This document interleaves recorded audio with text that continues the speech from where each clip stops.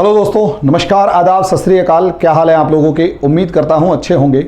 सबसे पहले अपने 12वीं के उन सभी दोस्तों को, उन भाइयों और बहनों को जिनका अभी रिज़ल्ट आया है और वो पास हो चुके हैं, उनके लिए बहुत बहुत शुभकामनाएं। और जो हमारे विद्यार्थी भाई जो बेचारे सफल होने में किसी ना किसी कारणवश रह गए या प्रॉब्लम में आ गए, उन सभी के लिए मेरी सांत्वना और बेस्ट ऑफ लक कि बेटा बेटर लक नेक्स्ट टाइम। सवार घोड़े से गिरने के बाद ही सवार बनते हैं, अदरवाइज़ तो फिर समस्या रहती है। कभी कभार ठोकरे लग के ही इंसान बनता है। नॉर्मली चुनौतियां ही इंसान को इंसान बनाती है, बाकी तो ठीक है, सब आम आदमी चल ही रहा है। और ज़रूरी नहीं है कि टॉप करने वाला ही हमेशा टॉप करे या हमेशा आगे बढ़े। असलियत में कई बार ये सिचुएशन भी आ जाती है कि टॉप करने वाला जो है वो पीछे रह जाता है, क्योंकि वो आराम करने लग जाता है और खरगोश की तरह वो सोने लग जाता है, और कछुए की चाल चलने वाले आगे बढ़ जाते हैं। तो हमारे वो दोस्त जो अगर फेल हो गए हैं, उन्हें घबराने की ज़रूरत नहीं है। बेटर लक नेक्स्ट टाइम वाली बात है। कभी कभार ठोकरे खाने के बाद भी आपको अकल आती है, ठोकरे खाने के बाद भी सफलता बहुत अच्छी मिलती है, सफलता का स्वाद बहुत अच्छा लगता है। दोस्तों, असलियत में ये वीडियो उन बच्चों के लिए है, उन सभी स्टूडेंट्स के लिए है जो कि इस समय पर 12वीं पास कर चुके हैं और अब अपने आने वाले भविष्य के बारे में वो कुछ सोच रहे हैं। क्या सोचें, कैसे सोचें, ये सब चीज़ों के ऊपर डिपेंड करता है। क्या करें, कैसे करें। दोस्तों, इसके लिए एक छोटा सा ये वीडियो बना रहा हूँ, क्योंकि टीचर हूँ तो बोर्ड पर ही लिख के आप लोगों को पढ़ाऊँगा। नॉर्मली हम यूपीएससी की प्रिपरेशन करवाते हैं और आईएएस पीसीएस से रिलेटेड है, लेकिन नॉर्मली क्या होता है कि लगभग हर तरीके का बच्चा हमारे पास फ़ोन करके पूछता है कि सर क्या किया जाए, क्या ना किया जाए, या किस तरीके से हम अपने भविष्य को उज्जवल बना सकते हैं या आगे बढ़ा सकते हैं। ऐसी सिचुएशन में दोस्तों, मैंने ये वीडियो बनाने का पूरा प्रोसीजर बनाया या जो ये वीडियो डेवलप कर रहा हूँ। असलियत में 12वीं के बाद अगर आप देखेंगे, 12th पास आप लोगों ने कर ली है। असलियत में अब पहली बार आप लोगों को चिंता होने लगी है, एक चैलेंज होने लगा है कि आगे क्या, आगे किस तरीके से बढ़ा जाए या आगे क्या किया जाए। ऐसी सिचुएशन में दोस्तों सीधी सी बात है, बहुत सारे स्टूडेंट्स जो हैं वो कहीं ना कहीं अपने पुश्तैनी काम या प्राइवेट इंस्टीट्यूशंस में लग जाएंगे या पुश्तैनी काम करने लग जाएंगे। जैसे मान लिया बहुत सारे जो हैं वो अपने पिताजी की दुकान संभाल लेंगे, बहुत सारे जो हैं अपने पिताजी का ही कोई बिजनेस संभाल लेंगे या प्राइवेट जॉब कर लेंगे। तो ऐसे में प्राइवेट सेक्टर के अंदर अगर आप जाना चाहते हैं और प्राइवेट जॉब करना चाहते हैं, तो उन बच्चों के लिए इस वीडियो के बारे में मैं कुछ नहीं कह रहा। वो सिर्फ प्राइवेट सेक्टर के बारे में सोचे, प्राइवेट जॉब करें, उसमें कोई समस्या नहीं है। बहुत सारे ऐसे स्टूडेंट जो देश सेवा की अपनी इच्छा रखते हैं, चाहे वो पुलिस में जाना चाहें, चाहे वो आर्मी में जाना चाहें, सीआरपीएफ, सीआईएसएफ वगैरह के अंदर बहुत सारी ये जॉब्स निकलती हैं, या फिर वो प्रशासनिक सेवा हो, खासकर एक रुतबेदार वाली या रौबदार वाली जो जॉब्स हैं उनके लिए जाना चाहें, जिसके अंदर वो 12वीं पास के पटवार से लेकर एलडीसी, लो डिविजनल क्लर्क से लेकर एसएससी तक की और पीसीएस और यूपीएससी तक की सभी जॉब्स के एग्जाम्स देना चाहते हैं, उनके लिए स्पेसिफिकली ये वीडियो है। ऐसे स्टूडेंट्स के लिए जो कोई भी सरकारी नौकरी का एग्जाम देना चाहेगा, जो कोई भी गवर्नमेंट जॉब में जाना चाहेगा, ऑब्वियस सी बात है सरकारी नौकरी बहुत कम निकलती हैं, कैंडिडेट बहुत ज़्यादा होते हैं और हर साल लगभग 35 लाख बच्चा ऐसा होता है जो कहीं ना कहीं किसी ना किसी फॉर्म में एग्ज़ाम दे रहा होता है। और अगर वो पीसीएस और बाकी सारा मिला लिया जाए तो हो सकता है ये फिगर आपको 50 लाख के करीब नज़र आ जाए। और लगभग हर साल जो है मोटा मोटा तौर पर अगर देखा जाए तो लगभग छोटी बड़ी जो जॉब्स अगर निकलती हैं तो वो 1,50,000 से लेकर 1.5 लाख से लेकर 2 लाख के करीब जॉब्स निकलती हैं। 1.5 लाख से 2 लाख के करीब जॉब्स निकलती हैं हर साल, छोटी बड़ी जो हमें कई बार पता लगती हैं, नहीं लगती हैं, जो भी है। हर साल इतनी जॉब सरकार निकालती है और लगभग इतनी ज़्यादा 35 लाख के करीब जो है वो स्टूडेंट जो है वो ट्राई कर रहा होता है।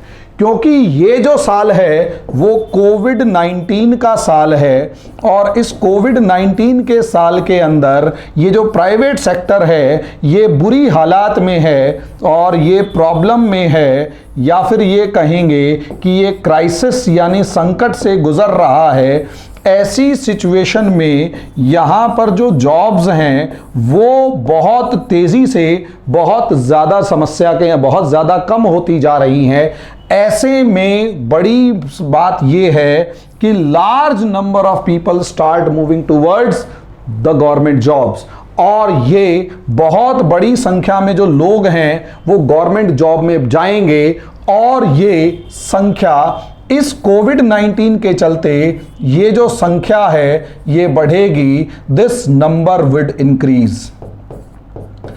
क्योंकि भाई ऑब्वियस सी बात है, सरकारी प्राइवेट नौकरी अगर खत्म हो रही है और पूरी जी तोड़ कमर तोड़ मेहनत करने के बाद भी आपको आउटकम अगर नहीं आ रहा है, उसका रिस्पॉन्स नहीं आ रहा है, तो मैं गारंटी के साथ कह रहा हूं बहुत बड़ी संख्या में लोग धीरे धीरे मूव ऑन करना शुरू करते हैं सरकारी नौकरी की तरफ, और सरकारी नौकरी के कंपटीशन में बैठना शुरू करते हैं। संख्या बढ़ना शुरू करती है और उस बढ़ती हुई संख्या ने और कुछ नहीं करना, यहां पर कंपटीशन बढ़ा देना है। और इस कंपटीशन के बढ़ाने के बाद और इस कंपटीशन का बढ़ने का असर ये होगा कि जो बच्चे ड्रीम जॉब लेना चाहते थे उसके लिए और ज़्यादा एग्ज़ाम टफ हो चुका है और ज़्यादा एग्ज़ाम मुश्किल हो चुका है। करें क्या?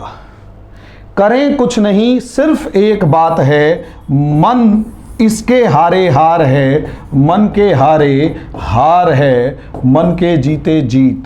ये ही सिचुएशन आप लोगों को आपने समझनी है कि आप अपने मन से हार के बैठ जाएं, अपने सब सपना उसको छोड़ दें, अपनी गवर्नमेंट जॉब का सपना छोड़ दें, अपनी सारी सपनों को छोड़कर हाथ पे हाथ रख के बैठे रहें, या फिर सबसे बढ़िया तरीका है, this is the day on which you are watching my video. ये वो दिन जहां से आप मेरा वीडियो देख रहे हैं। Start preparing for your future, start preparing for your future. अपने भविष्य के लिए तैयारी करना शुरू कर दो। और अगर वो सपना आपका गवर्नमेंट जॉब का था तो अभी से उसके लिए आप तैयारी शुरू कीजिए।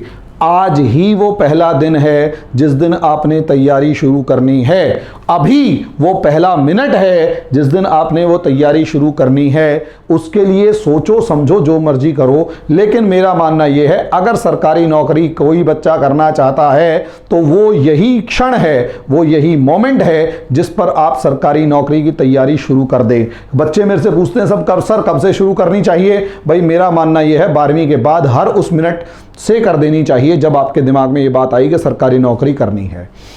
दोस्तों ऐसी सिचुएशन के अंदर अब आप ऑब्वियस सी बात है सबसे ज्यादा कंफ्यूज ये रहते हो गवर्नमेंट जॉब के लिए। गवर्नमेंट जॉब के लिए सबसे ज्यादा कंफ्यूज इस मामले में रहते हो कि असलियत में हम क्या करें, कौन सी स्टेप उठाएं, किस तरीके से तैयारी करें, क्या करें, कौन सी स्टेप उठाएं, किस तरीके से तैयारी करें। तो दोस्तों वो क्या करें वाली सिचुएशन ये है कि कौन सी जॉब के लिए ट्राई करें, कौन सी जॉब के लिए ट्राई करें, which job I should try for. मुझे किस जॉब के लिए ट्राई करना चाहिए। बहुत से स्टूडेंट्स में कॉन्फिडेंस कम होता है, वो ये सोचता है यार दिल्ली पुलिस में सिपाही लग जाए बहुत है, या यूपी पुलिस में सिपाही लग जाए बहुत है, पटवारी लग जाए बहुत है, या कोई छोटी मोटी चपरासी की नौकरी ही मिल जाए बहुत है, बस मुझे नौकरी चाहिए। और यही वो लोग होते हैं जो सिर्फ और सिर्फ भीड़ बढ़ाते हैं, क्योंकि इनके पास 99% स्टूडेंट्स के पास प्लान नहीं होता। इन 99 स्टूडेंट्स के साथ प्लान नहीं होता और इसीलिए वो सिर्फ और सिर्फ भीड़ बढ़ाने वाले स्टूडेंट हैं जो अभी सोच रहे हैं जी क्या करेंगे। हमारे पास बहुत सारे कॉल्स आती हैं, जो ये सोचते पूछ रहे होते सर क्या करें आप बता दीजिए। अरे भैया मैं कौन होता हूं बताने वाला, बताने वाले आप खुद हैं। आप अपने जीवन के भविष्य को देखिए, दूसरा कोई नहीं बता सकता कि क्या करना है क्या नहीं। जीवन में सिर्फ एक आदमी है जो आपको बता सकता है कि आपको क्या करना चाहिए, और वो है आप खुद। जब तक आप दुनिया के अंदर सर्च करके ये सोचने के लिए मजबूर ना सोच लें कि आपने क्या करना है, आप जीवन में कुछ कर ही नहीं सकते। हम कौन होते हैं बताने वाले क्या करो? हम तो सिर्फ भैया सीधी सी बात है टीचर है और यूपीएससी के हैं। हमारा तो एक लिमिटेड दायरा ये होगा कि मैक्सिमम ये बताएंगे कि आप यूपीएससी तैयार कर लो, चलो छोटी पोस्ट है पीसीएस तैयार कर लो। तैयार तो आपने करना है, अपने आप को पहचानना है।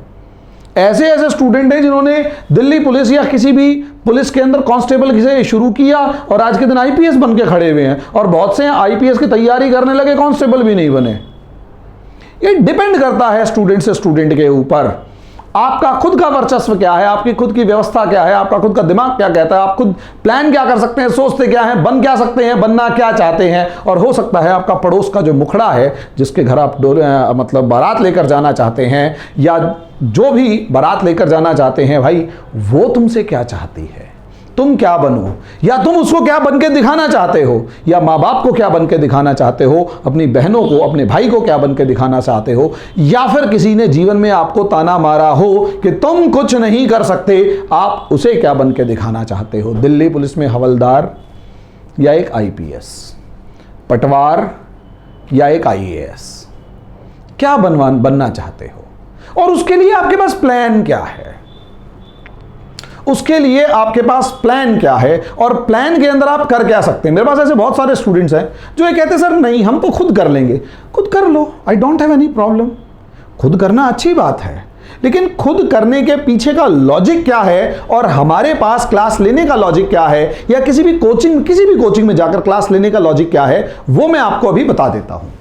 गवर्नमेंट जॉब्स की अगर बात की जाए तो सरकारी नौकरी की सबसे बड़ी खास बात यह है कि भाई असलियत में अगर आप करना चाहते हैं तो उसका है स्टेप 1, उसका है पहला स्टेप, और पहला स्टेप उसका ये है कि सबसे पहले what is common in all competitive exams, prepare for that.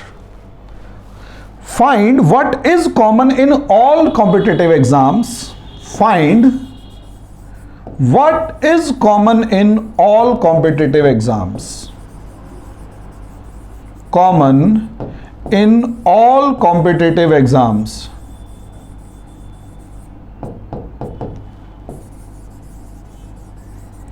अब आप ये ढूंढिए कि जितने भी ये कॉम्पिटिटिव एग्जाम्स हैं उसमें कॉमन क्या है, समझे, तो आपको पता लगेगा सभी कॉम्पिटिटिव एग्जाम्स में यहां कॉमन एक चीज है, और वो है बेसिक जीएस।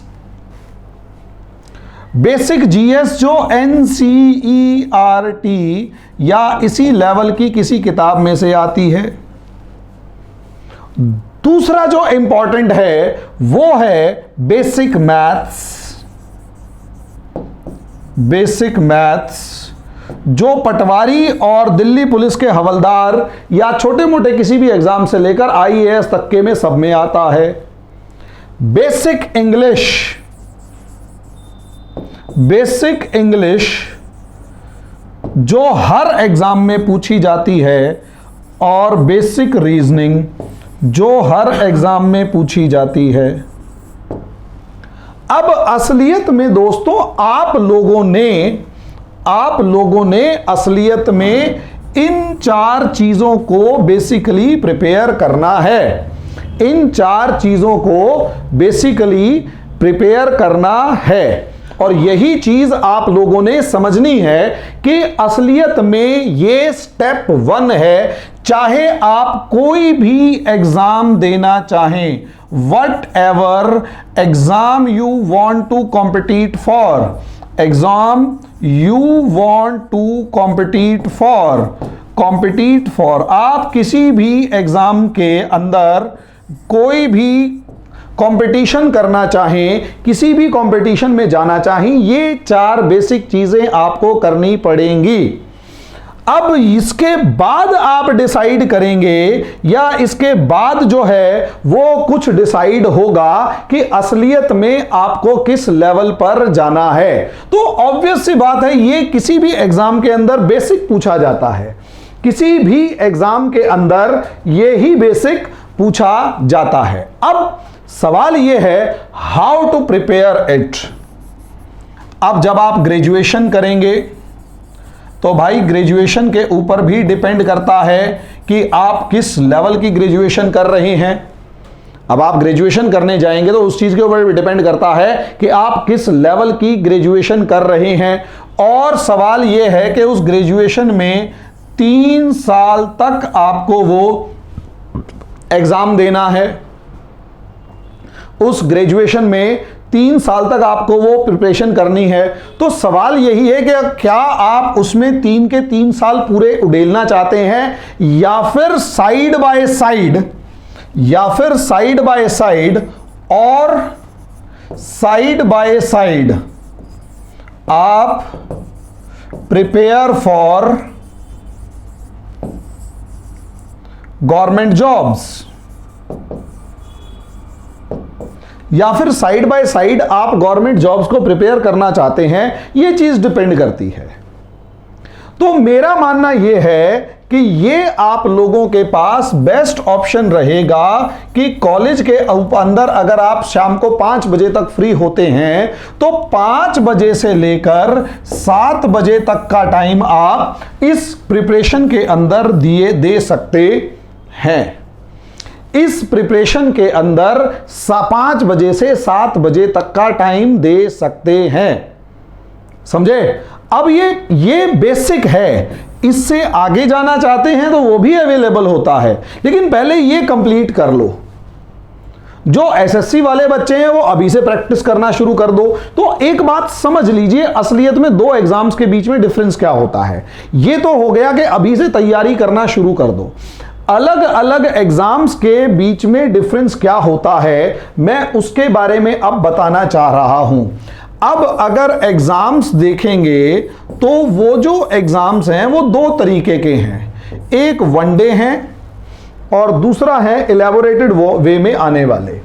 एक वन डे एग्जाम्स हैं, वन डे वाले एग्जाम्स हैं जो एक बार का 3 घंटे का पेपर हुआ, दूसरी बार का 3 घंटे का पेपर है और टिक मार्क करके आने हैं। और यहां पर जो है वो एक तरीके का एडमिनिस्ट्रेटिव जॉब्स हैं। एडमिनिस्ट्रेटिव जॉब्स, या जॉब्स तो नहीं कहोगे आप, सर्विसेज। किसी भी जगह देख लेंगे तो ये इंपॉर्टेंट होती हैं प्रशासनिक सेवाएं, जो आपको कहीं ना कहीं IAS और PCS के एग्जाम्स होते हैं, UPSC और PCS के एग्जाम्स होते हैं। अब ये आपने डिपेंड करना है कि दोनों एग्जाम्स के बीच में असलियत में डिफरेंस क्या है, पहले वो समझ लीजिए, फिर आप खुद देख लीजिएगा। वन डे एग्जाम की तैयारी भी आपको 12वीं के जस्ट बाद अभी शुरू कर लेनी चाहिए। आसान नहीं है ये एग्जाम, ये UPSC से भी कहीं ज्यादा टफ एग्जाम है, क्योंकि इसके अंदर आप लोगों की एक्यूरेसी देखी जाती है कि आप 100 में से कितने सवाल सही कर पा रहे हो। आप 100 में से कितने सवाल सही कर पा रहे हो, या आपकी एक्यूरेसी कितनी परसेंटेज है। जितने ज्यादा आप एक्यूरेट हुए, जितने ज्यादा आप फास्ट हुए, कितने ज्यादा एक्यूरेट हैं और कितने ज्यादा फास्ट हैं, ये दोनों चीजों का जो मिक्सचर है ये आपका वनडे एग्जाम है। जिसके पास जितनी ज्यादा एक्यूरेसी है, जिसके पास जितनी ज्यादा स्पीड है, उसके सिलेक्शन के चांसेस उतने ज्यादा हैं। और प्रैक्टिस तो यहां पर भी चाहिए होती है, प्रैक्टिस यहां पर भी चाहिए होती है कि प्रैक्टिस क्या है। ये सबसे इंपॉर्टेंट सिचुएशन है। लेकिन यहां पर भी अगर आप इन सभी वनडे एग्जाम्स का देखें तो यहां पर भी वही 4 पार्ट्स मेनली पूछे जाते हैं, GS, मैथ्स, इंग्लिश, रीजनिंग। भले ही GS डिसिसिव नहीं है, भले ही GS का रोल SSC जैसे एग्जाम में ज्यादा नहीं है, लेकिन सिलेक्शन में GS इंपॉर्टेंट रोल प्ले करती है। वो 25 नंबर 50 नंबर 25 क्वेश्चन जो हैं वो 50 नंबर के आते हैं। और सबसे ज्यादा इंपॉर्टेंट पार्ट उसमें ये है, सबसे ज्यादा इंपॉर्टेंट पार्ट या सबसे ज्यादा इंपॉर्टेंट सेक्शन उसके अंदर दोस्तों ये है कि उस 25 नंबर उसमें से या उस 25 क्वेश्चंस में से अगर आप 20 के आसपास 15 से 20 क्वेश्चन सॉल्व कर देते हैं तो आप लोगों के 30 से लेकर 40 नंबर आ जाते हैं। और समझदार स्टूडेंट 22 से 25 के बीच की फिगर के ऊपर ट्राई करता है, एक्स्ट्रा एफर्ट करता है। सोच कर देखिएगा, यहां वो जो GS है वो इंपॉर्टेंट रोल प्ले करती है, क्योंकि वो आपको 50 में से 40 नंबर की लीड दिलवा देती है। बहुत से स्टूडेंट जो हैं वो जीएस नहीं पढ़ते हैं, वो मैथ्स इंग्लिश के अंदर इतने एक्यूरेट हो जाते हैं, कुछ कहने की हद नहीं, लेकिन मैथ्स इंग्लिश में भी तो प्रैक्टिस की जरूरत होती है दोस्तों। मैथ्स इंग्लिश में भी तो प्रैक्टिस की ज़रूरत होती है। और यहाँ तक कि कई जगह के ऊपर तो मैं एनआईटी के स्टूडेंट्स को भी एसएससी का एग्ज़ाम प्रिपेयर करते हुए देख चुका हूँ। अब एनआईटी या एक आधा स्टूडेंट आईआईटी का एग्ज़ाम, आईआईटी का स्टूडेंट है या एनआईटी के स्टूडेंट हैं, वो एसएससी का एग्ज़ाम दे रहे हैं, तो ऑब्वियस सी बात है वो भी सीटों को तो ऑक्यूपाई करते ही हैं, क्योंकि उन्हें प्राइवेट जॉब करनी नहीं, गवर्नमेंट जॉब करनी है, तो गवर्नमेंट के अंदर यही था। अब ऐसे में आप लोगों को यहां पर ऑप्शन नहीं है, ये नहीं कह सकते कि आसान जॉब है। ग्रेजुएशन के अंदर भी इसकी प्रिपरेशन आपको करनी पड़ेगी, ग्रेजुएशन के अंदर भी इसकी प्रिपरेशन आपको करनी पड़ेगी। और दूसरा, एडमिनिस्ट्रेटिव सर्विसेज जो है वो एक तरीके का एनालिसिस बेस्ड भी है, वो एक तरीके का एक्यूरेसी बेस्ड भी है, वो आपका पर्सनैलिटी टेस्ट भी है, पर्सनैलिटी टेस्ट भी है। और मजे की बात यह है, आपको इन सब में टॉप ना करके एवरेज लेके आना होता है। इनमें सब में टॉप करो जरूरी नहीं है, एक ऑन एन एवरेज आपका अगर अच्छा है, ऑन एन एवरेज अगर आपका अच्छा है तो आप सेलेक्ट हो जाओगे। यही रीजन है जहां इन एसएससी वेसएससी के एग्जाम के अंदर आप देखें तो अप्रॉक्सीमेट अगर मान लिया 400 मार्क्स का टीयर 2 है, तो उसके अंदर बहुत से बच्चे जो हैं वो 370 380 प्लस भी ले आते हैं। इसका मतलब उनकी एक्यूरेसी इतनी जबरदस्त है, उनकी स्पीड इतनी जबरदस्त है कि कुछ कहने की हद नहीं। यहां टॉपर भी अगर है तो वो टॉपर भी 50% के आसपास घूम रहा होता है, और अप्रॉक्सीमेट 30-35% के बीच में तो सिलेक्शन हो जाता है। ओवरऑल बता रहा हूं कि बहुत ज्यादा इसके अंदर टफ एग्जाम नहीं है, लेकिन एवरेज इसमें सब में बनाए रखना पड़ता है। एनालिसिस आपको अच्छा आना चाहिए, एक्यूरेसी आपको अच्छी आनी चाहिए, पर्सनैलिटी टेस्ट आपका अच्छा होना चाहिए, और एक जज करने की सिचुएशन आपके अंदर होनी चाहिए। सिचुएशंस को, सर्कमस्टेंसेस को, परिस्थितियों को पहचानने की जो कला है वो आपके अंदर लाजवाब होनी चाहिए। ये चाहती है प्रॉपर ट्रेनिंग, ये एक प्रॉपर ट्रेनिंग चाहती है। ये ट्रेनिंग घर बैठे बहुत मुश्किल चांसेस में होती है।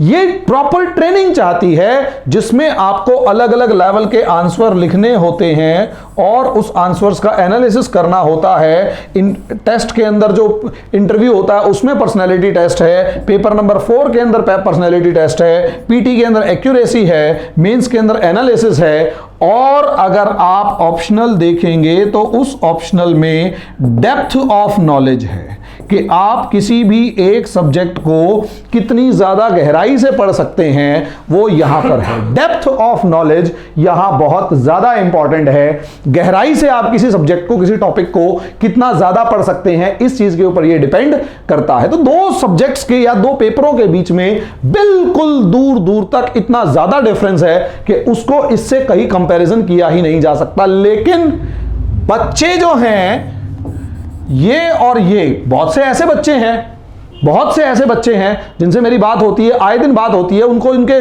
बहुत से, मतलब वो बैंकिंग का एग्जाम पास नहीं कर पाए, वो एसएससी का एग्जाम पास नहीं कर पाए, आईएएस बन गए।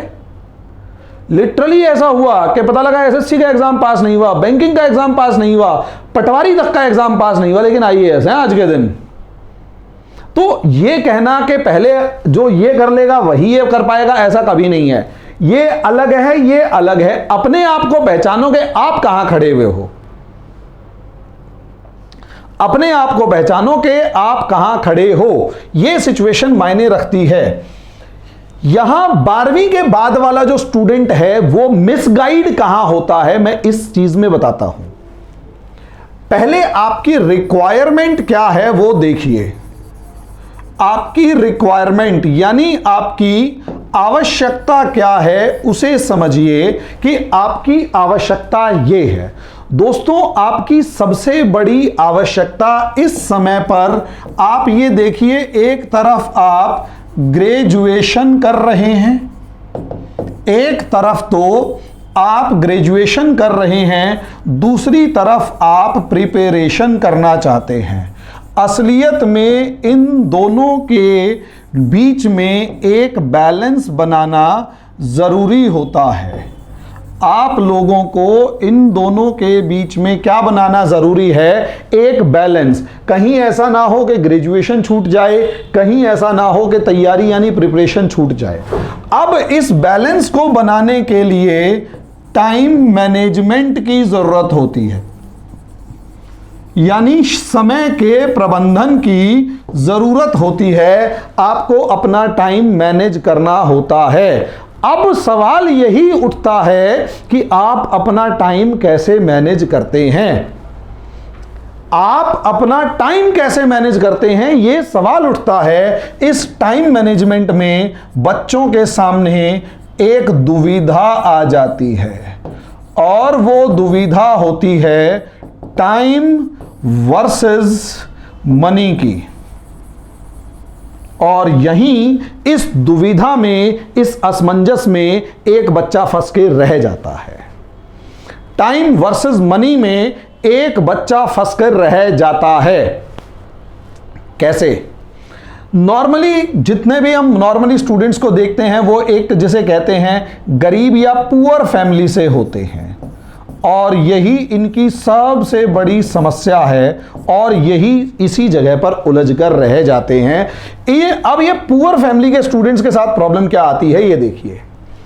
पुअर फैमिली जो है, खासकर जो कि फाइनेंशियल स्ट्रेस के अंदर रहते हैं, उन घरों के बच्चों के साथ सबसे बड़ी समस्या क्या है?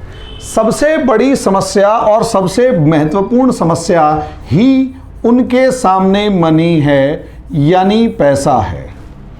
या तो घर वालों के पास पैसा नहीं होता, या फिर वो पैसे को मैनेज नहीं कर पाते, या कोई भी एक सिचुएशन होती है। और दूसरी तरफ ये बच्चे इस तरीके इस चीज़ को नहीं समझ पा रहे कि कंपटीशन जो है वो टफ है।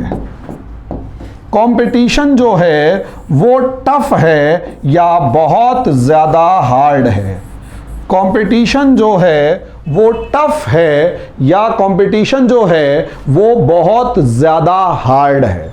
अब ऐसे में अगर कंपटीशन हार्ड है और दूसरा जो आपका कॉम्पिटिटर स्टूडेंट है, जो आपका कॉम्पिटिटर स्टूडेंट है, वो जिसके पास सभी सहूलियतें मौजूद हैं, वो स्टूडेंट जिसके पास सभी सहूलियतें मौजूद हैं, वो कॉम्पिटिटर सबसे पहले कोचिंग जाएगा, और उस कोचिंग में जाकर सबसे पहले कोचिंग में जाकर सिर्फ एक काम बच्चे का करेगा, टाइम सेव करेगा।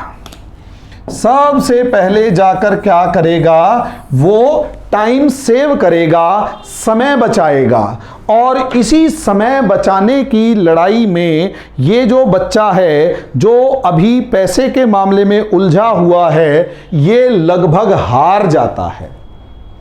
ये स्टूडेंट जो पैसे के मामले में उलझा हुआ है, ये स्टूडेंट जो पैसे के मामले में उलझा हुआ है, घबराया हुआ है, उसका कंपटीशन उस स्टूडेंट के पास से है जिसने पैसे खर्च किए, कोचिंग में गया, कोचिंग के अंदर जाके उसने सिलेबस जल्दी कंप्लीट किया, टाइम बचाया।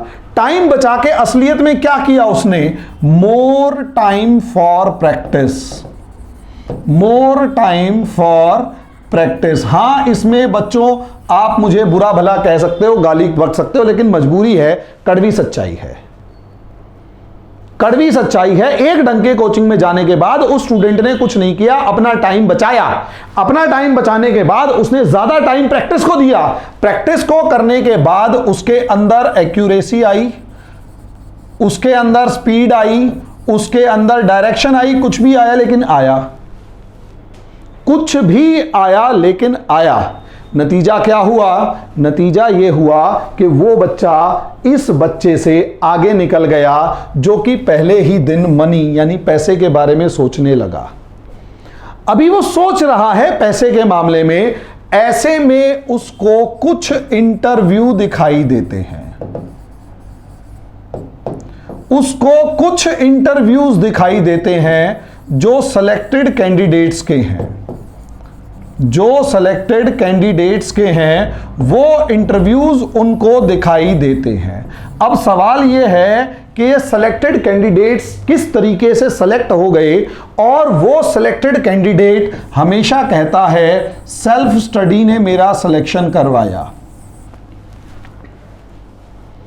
अब सवाल ये है, ये सेल्फ स्टडी के ऊपर फोकस कौन सा? यहां से अब रियलिटी, मैं ये नहीं कह रहा, मैं ये बिल्कुल नहीं कह रहा कि सभी स्टूडेंट्स कोचिंग लेते हैं। मैं सिर्फ और सिर्फ उन बच्चों की बात कर रहा हूं जो कहीं ना कहीं मार्केटिंग कर रहे हैं, कहीं ना कहीं हर जगह पर, हर कोचिंग के प्लेटफॉर्म पर जाकर खड़े हो रहे हैं और बच्चों को बता रहे हैं कि हमने सेल्फ स्टडी करी, हमने ये किया, हमने वो किया। उनकी रियलिटी समझो। कैन यू इमेजिन, यूपीएससी के अंदर बहुत सारे स्टूडेंट सेलेक्ट हो जाते हैं और वो हर कोचिंग में अपनी फोटो लगवा देते हैं, क्योंकि गोरख धंधा है। उनसे पूछा जाए क्या किया, सेल्फ स्टडी करी। अब वो सेल्फ स्टडी का गेम क्या है उसे समझिए। मिसगाइड बच्चा यहां हो रहा है क्योंकि उसके साथ एक प्रॉब्लम है मनी की, इसलिए वो ढूंढ रहा है कि क्या मेरे पास अल्टरनेट है। असलियत में दोस्तों वो अल्टरनेट क्या, मजबूरी क्या है वो समझिए। असलियत में एक नॉर्मली जो स्टूडेंट होता है वो सिलेक्टेड स्टूडेंट है।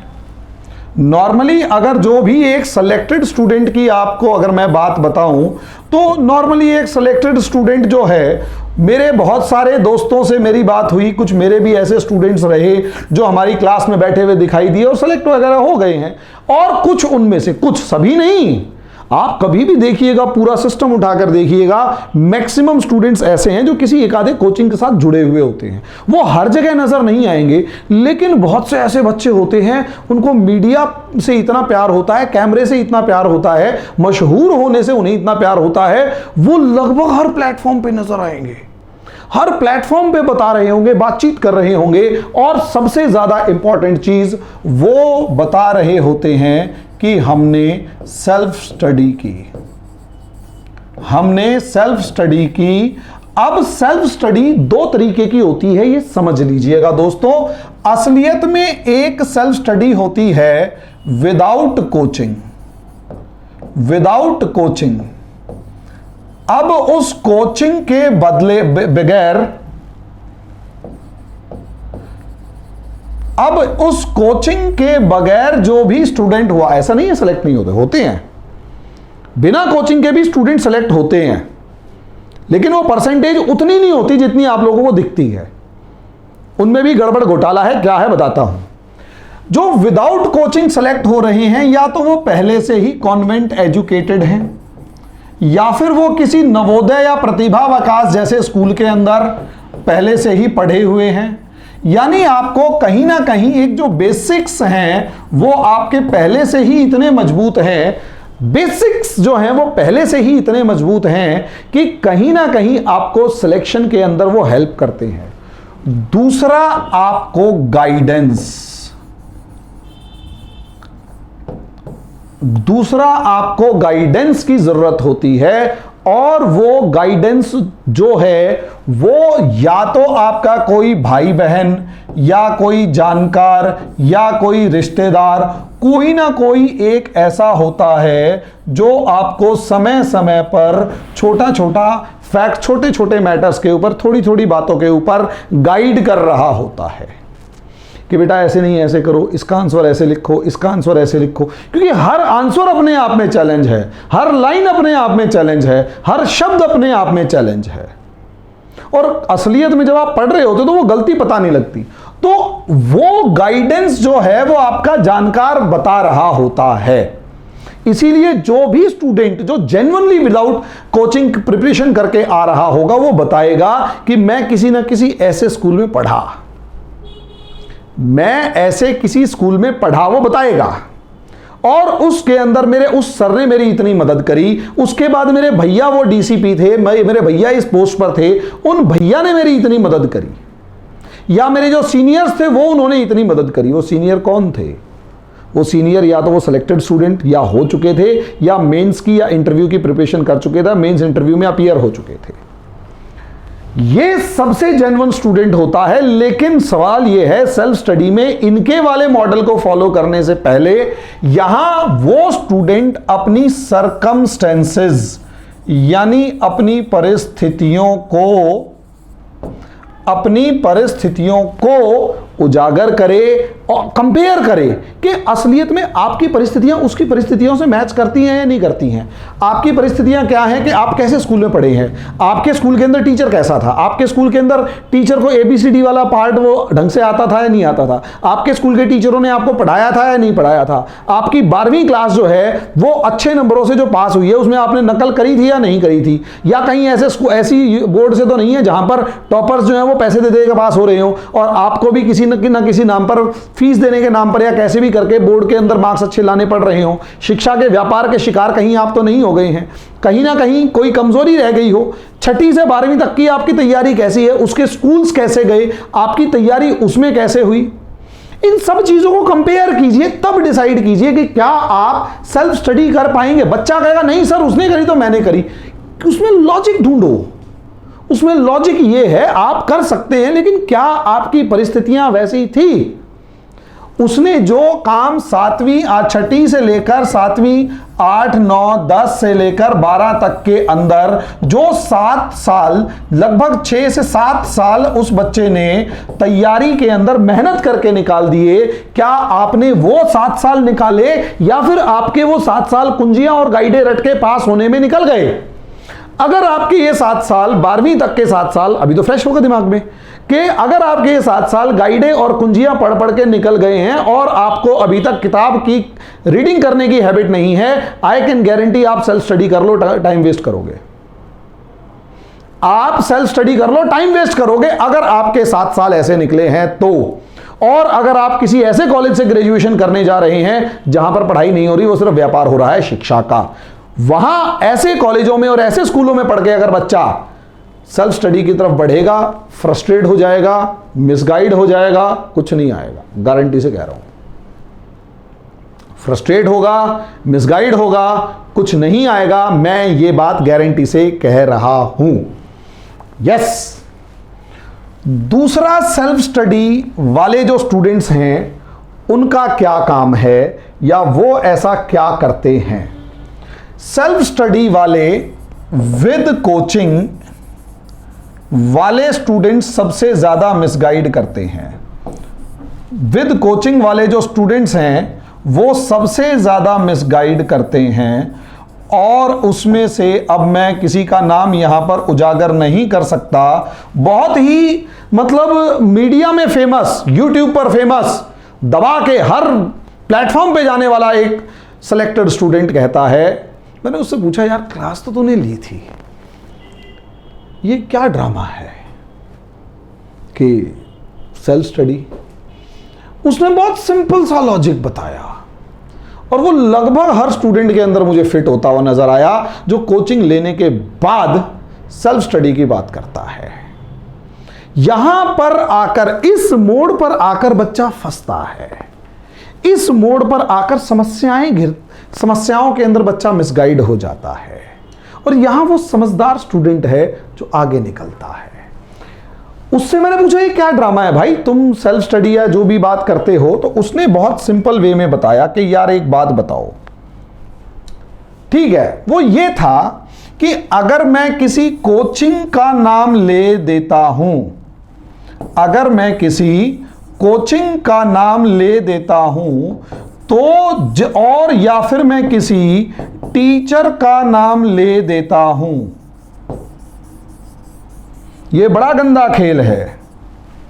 अगर मैंने किसी एक कोचिंग का नाम ले दिया या मैंने किसी एक टीचर का नाम ले दिया तो होगा क्या?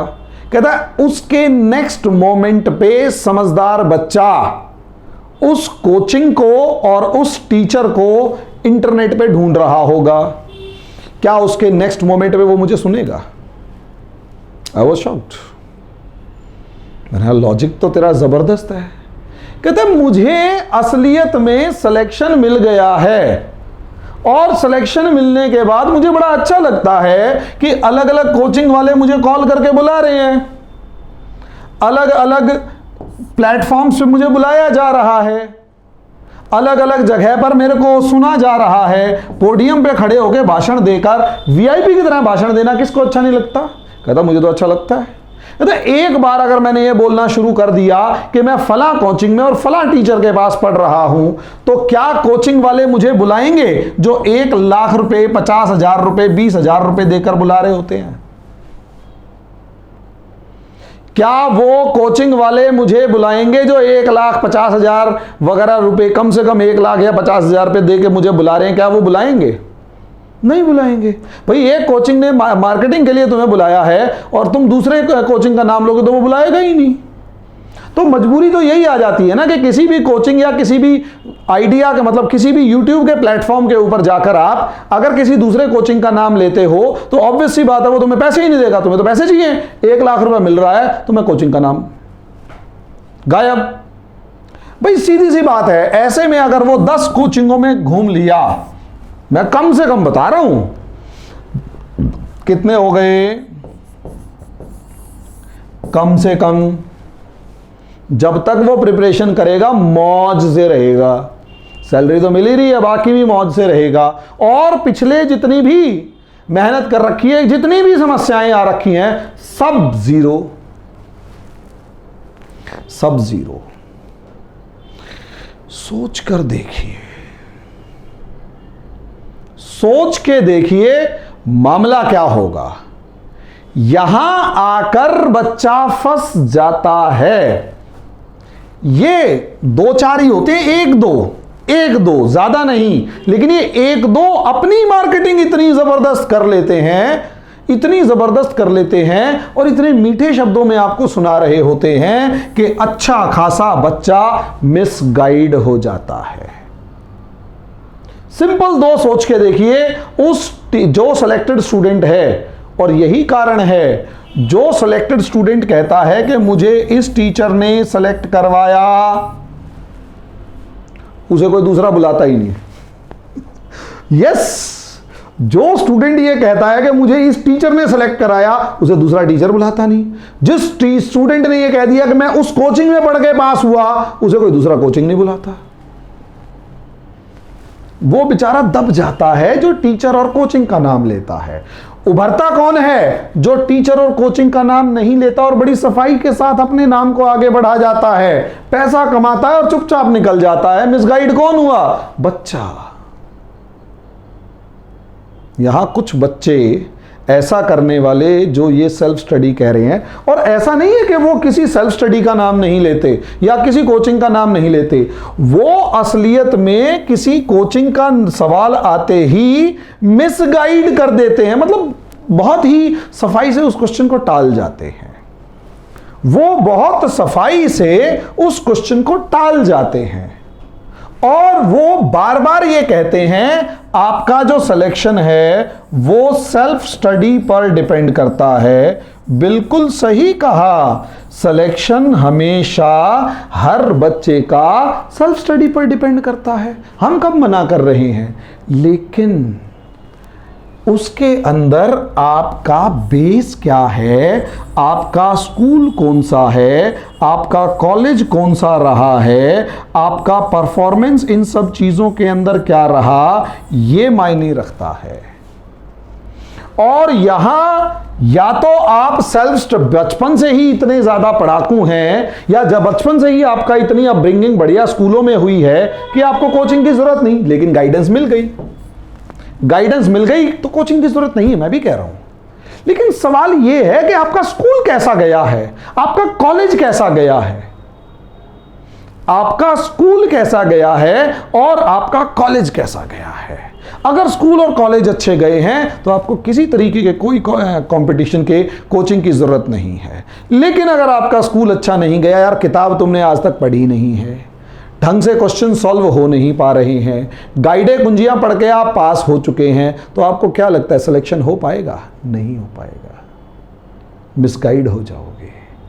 यही चीज़ें आगे मायने रखती हैं, यही चीज़ें आगे मायने रखती हैं। सेल्फ स्टडी ज़रूरी है, सेल्फ स्टडी के दम पे सेलेक्ट हुए, लेकिन 2 अलग अलग कंडीशंस में। एक वो स्टूडेंट जिसने पहले कोचिंग ली और कोचिंग लेकर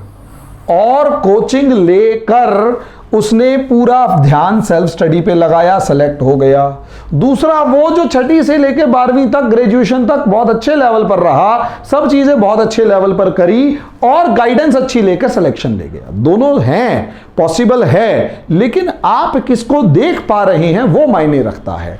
ये जो स्टूडेंट है इसको बहुत कम हाइप मिलता है, इसको बहुत कम हाइप मिलता है। जितने आप YouTube वगैरह पर देख रहे हैं वो सारे का सारा ये कम को प्रोजेक्ट कर पाते हैं, क्योंकि वो अपना और कामों में स्टूडेंट 10 में से 9 लगा हुआ है। जितने जेन्युइनली वो स्टडी करके या आगे बढ़े हैं, उन सभी स्टूडेंट्स को मैं गारंटी से कह रहा हूं, एक भी स्टूडेंट आपको YouTube पे फुल फ्लेज्ड लेवल पर नहीं दिख रहा होगा।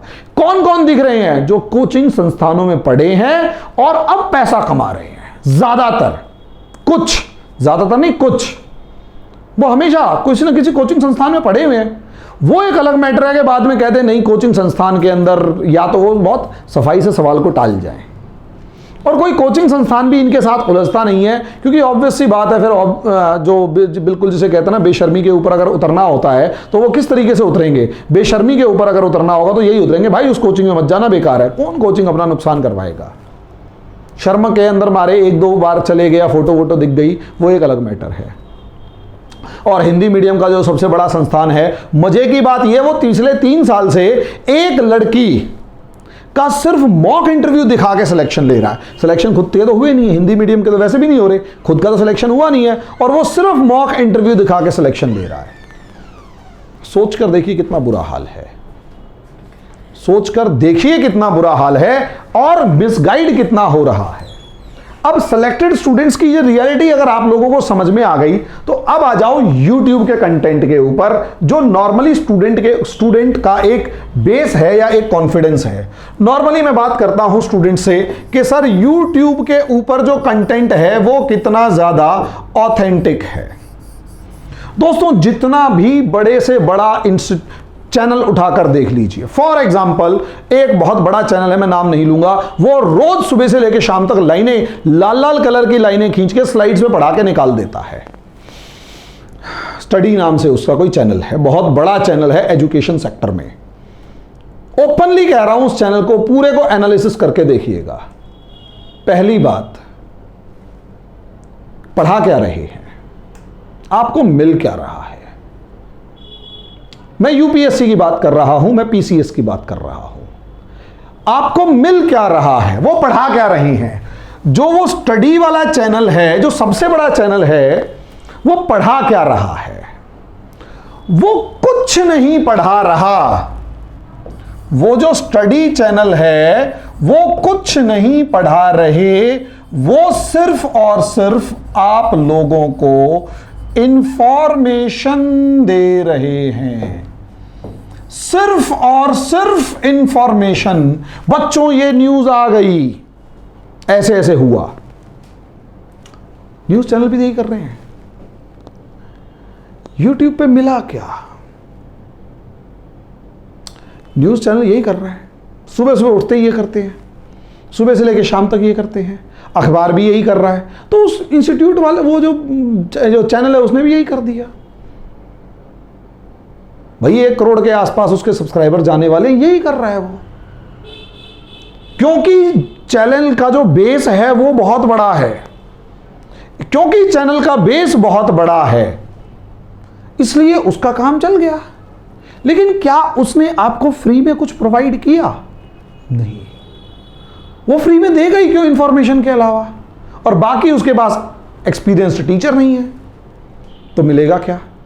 दूसरा एक इसी तरीके का बड़ा है, जिसकी एड आप YouTube निकालिए और एजुकेशन का कोई चैनल हो, उसकी एड दबा के, कभी वो विराट कोहली को बुला के ला रहे हैं, अनुष्का शर्मा को बुला के ला रहे हैं, जो ये बता रहे हैं कि यूपीएससी की तैयारी कैसे की जाए। अरे यूपीएससी की तैयारी विराट कोहली कैसे बताएगा यार?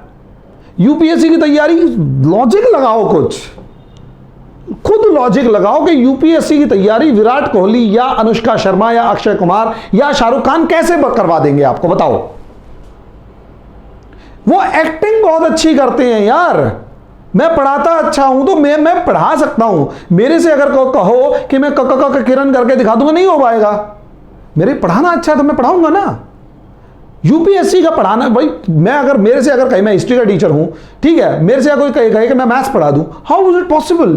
इवन एक हिस्ट्री का टीचर मैथ्स नहीं पढ़ा सकता, मैथ्स का टीचर हिस्ट्री नहीं पढ़ा सकता। एक क्रिकेटर और एक एक्ट्रेस और एक एक्टर शाहरुख खान, वो आके तुम्हें कह रहे हैं ऐसे पढ़ो, ये कंपनी वाला बहुत अच्छा पढ़ा रहा है। भैया ये लोग नचइये हैं, ये लोग अपना, आप हाल देख लिया तुमने सुशांत राजपूत का, कैसे कैसे लोग उनको, इन लोगों को नचा रहे हैं, राजनीति कर रहे हैं। इन्हें सिर्फ पैसे से मतलब है, इससे मतलब नहीं तुम्हें क्या मिलेगा क्या नहीं। वो नाच के दिखा देंगे और कहेंगे देखो जी हमने आईएएस की तैयारी करवाने वाले कोचिंग के लिए नाच दिया, अब आप इसमें एडमिशन ले लो। आप लोग लाख रुपए दे रहे हैं, जो एडमिशन लेने वाला है वो तो फंसा ही फंसा, जो नहीं लेने वाला है वो इस इंतजार में बैठा है कि काश मेरी कोई सिलेक्शन में मदद हो जाए। ये लोग इंफॉर्मेशन आपको बहुत अच्छी दे रहे हैं, सूचना, लेकिन क्या ये एनालिसिस अच्छा करवा पा रहे हैं? तो उत्तर है नहीं। इनके एक ओपन चैलेंज है, इनके किसी YouTube चैनल के अंदर एक एनालिसिस वाला वीडियो दिखा दो, क्योंकि इस पूरे YouTube के अंदर से जेन्युइन टीचर गायब है। मैंने एक बहुत अच्छी शुरुआत करी है और मेरे बहुत अच्छे, मेरे मुखर्जी नगर के और राजेंद्र नगर के दोस्तों ने बहुत अच्छी शुरुआत करी है, अब सब लगे हुए हैं हमारे पीछे पीछे। उनको बहुत सारी टिप्स देता हूं कि कम से कम ये जो गंद टाइप के बने हुए ना, पिछले 4-5 साल के अंदर नए नए लड़के आए और उन्होंने अपना वो इंजीनियरिंग करके आए, जॉब वॉब कुछ थी नहीं तो चलो YouTube चैनल खोल लिया, बाकी किसी को आता नहीं था, हम जैसे को भी नहीं आता था। अब पता लगा कि जब तक हम लोग आए तब तक तो ये 1 करोड़ के आसपास बैठे और बच्चा इनके पीछे दीवाना है। शाहरुख खान को नचाकर अगर आप लोगों से फीस ऐंठ ली जाती है तो यार ये गलती तुम्हारी है, नचाने वाले की थोड़ा ना है। नचाने वाले की है ही नहीं। और टीचर्स का लेवल देख लीजिए आप, भाई मुखर्जी नगर के जाने माने एक से बढ़ के एक टीचर्स हैं, आप में से कितनों के नाम आप जानते हो जो कि YouTube के ऊपर अब तो आ चुके हैं कोरोना काल के अंदर, बाकी कितने बंदे हैं? इसमें तारीफ करनी पड़ेगी, बहुत बढ़िया तारीफ करनी पड़ेगी हिंदी मीडियम के सबसे बड़े संस्थान की, और शत शत नमन विकास देवी कीर्ति सर को।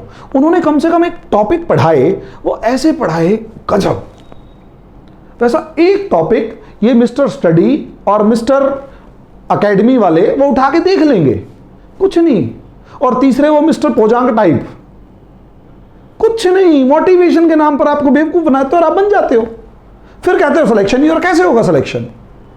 मोटिवेशन के नाम पर कोई अगर आपको यूं कहे कि मैं आईएएस की तैयारी करवा रहा हूं, अरे मोटिवेशन के नाम पे आईएएस की तैयारी नहीं होती, ये मार्कर पकड़ के पढ़ाना होता है। बच्चा यहां फंसा हुआ है, एक तो पहले ही वो पैसे के नाम पे मारा हुआ है, वो पैसे के नाम पे बहुत डर डर के खर्च करना चाह रहा है, और ऊपर से तुम्हारे को इंफॉर्मेशन देने वाला या फिर शाहरुख खान को नचाने वाला या फिर कोई ऐसा टीचर जो ऐड बार बार दिखा रहा है, कोचिंग है, ऐड बार बार दिखा रहा है और नए नए लड़कों से पढ़वा रहा है, नई नई लड़कियों से पढ़वा रहा है। टीचर का मॉडल ज्यादा लगते हैं वो लोग, उनसे पढ़वा के आपको मिसगाइड कर रहा है। तो ये YouTube आपको कहीं ना कहीं, आप पहले जज कीजिए कि असलियत में आपको जेन्युइनली पढ़ा कौन पा रहा है। अगर आपको जेन्युइनली पढ़ाए, मार्कर लेके समझाए चीजों को, इंफॉर्मेशन तो कोई भी दे देगा, एनालिसिस किसके पास है, इंपैक्ट कैसे क्रिएट होगा, छोटी छोटी बातों को कैसे बताएगा। डेमो क्लासेस में जाकर देखिए, आप हमारी डेमो क्लासेस में आइए, ओपन चैलेंज है, हमारी डेमो क्लासेस में आइए, मैं पढ़ा रहा हूं और बाकी फैकल्टीज पढ़ा रहे हैं, आपको पता लग जाएगा हमारा लेवल क्या है। और फिर कंपेयर कीजिएगा। भाई साहब, बोर्ड पर पेन लेके खड़े होना अलग है और लिखे हुए के ऊपर लाल लाइनें खींच के पढ़ाना अलग है। लिखे हुए के ऊपर लाल लाइनें खींच के पढ़ाने का मतलब क्या है? इसका मतलब तुम पढ़ के सुना रहे हो, नया कंसेप्ट क्या है? अपना दिमाग कहां, एनालिसिस कहां है? एनालिसिस नहीं है। और यही सबसे बड़ी समस्या है। बच्चा यहां YouTube के ऊपर बहुत सारी इंफॉर्मेशन ट्रैप में फंस जाता है।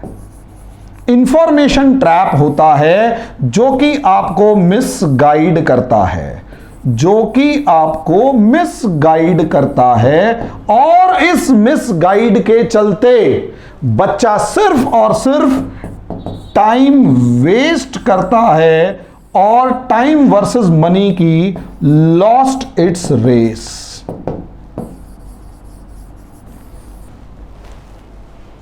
Generally loses its race.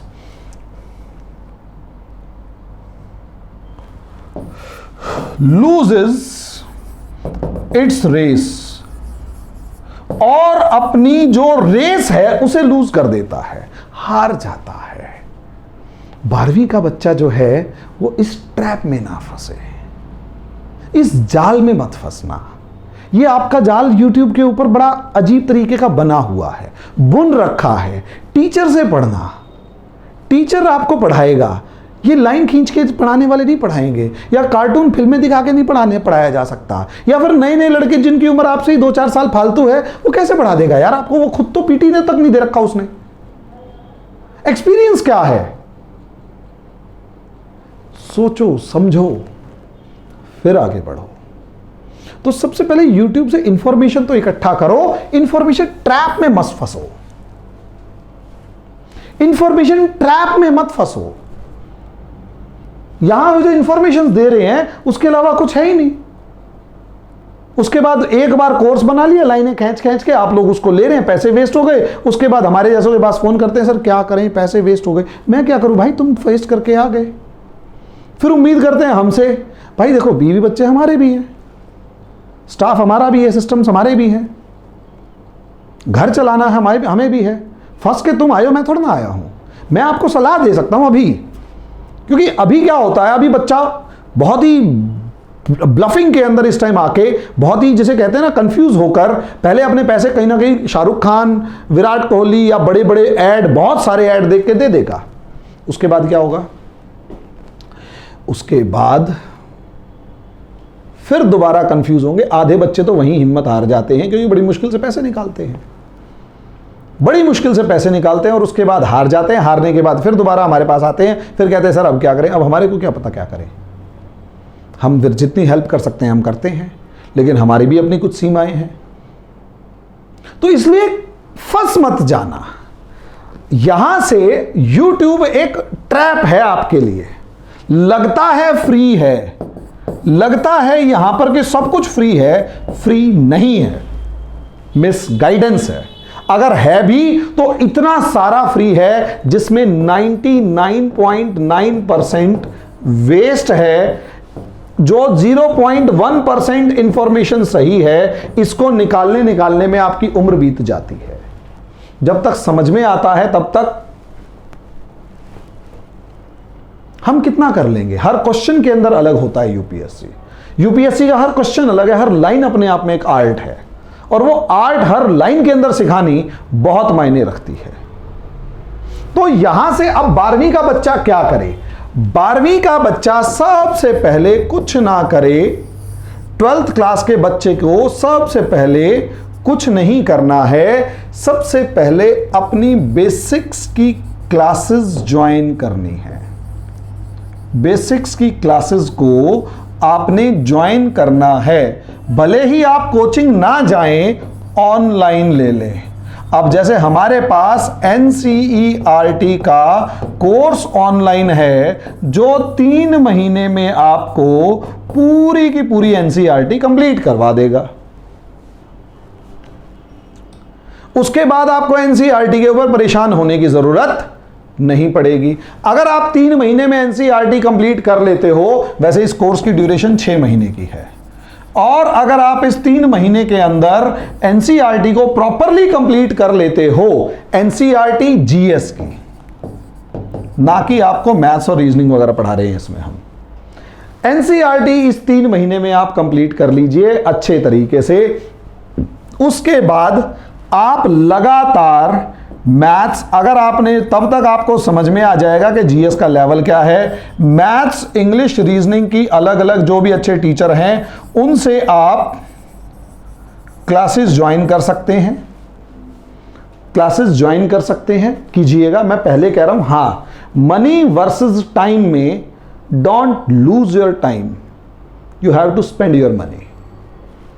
इस पैसे, मनी कड़वी सच्चाई है, गालियां बक सकते हो, लेकिन मैं अपनी बात पर अडिग हूं।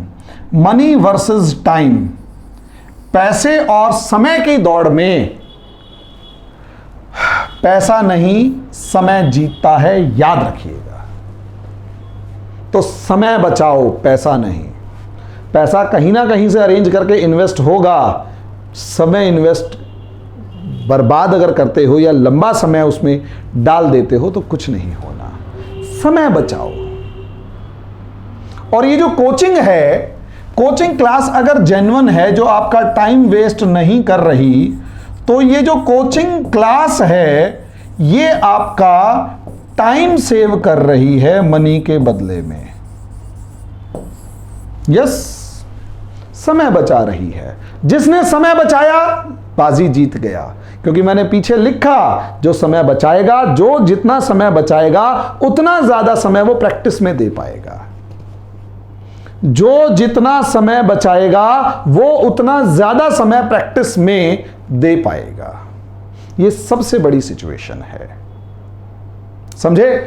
दूसरा, उसके बाद फिर यहां आप जाइए, अगर आपने एसएससी लेवल की जॉब्स ट्राई करनी है, नहीं तो उसके बाद आप यूपीएससी की अगर जॉब ज्वाइन करना चाहते हैं या पीएससी की जॉब ज्वाइन करना चाहते हैं, बॉस वाली नौकरी अगर आप बॉस बनना चाहते हैं, तो आपके लिए सजेशन दोस्तों यही है।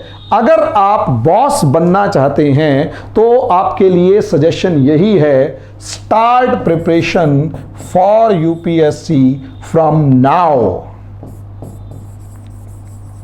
Start preparation from now, from this very moment. इसी समय से दौड़ मजबूत है, ताकत है, बहुत जबरदस्त दौड़ होने वाली है, बहुत जबरदस्त दौड़ होने वाली है। कंपटीशन अल्टीमेट लेवल पर आगे बढ़ने वाला है, इसमें आप पीछे ना छूट जाएं। समय निकालना पड़ेगा, समय बचाना पड़ेगा। हम आपका समय बचाएंगे। सही जगह से सही गाइडेंस लेना उससे भी ज्यादा इंपॉर्टेंट है, हम आपको वो गाइडेंस देंगे। 12वीं के बच्चे के लिए यही सलाह है। कब से तैयारी शुरू करनी है? इस वीडियो के जस्ट खत्म होते ही, समझे। कैसे करनी है वो आपको, क्या तैयारी करनी है वो आपको खुद डिसाइड करना है। कैसे तैयारी करनी है हम बताएंगे, हमसे जुड़िए। नमस्कार।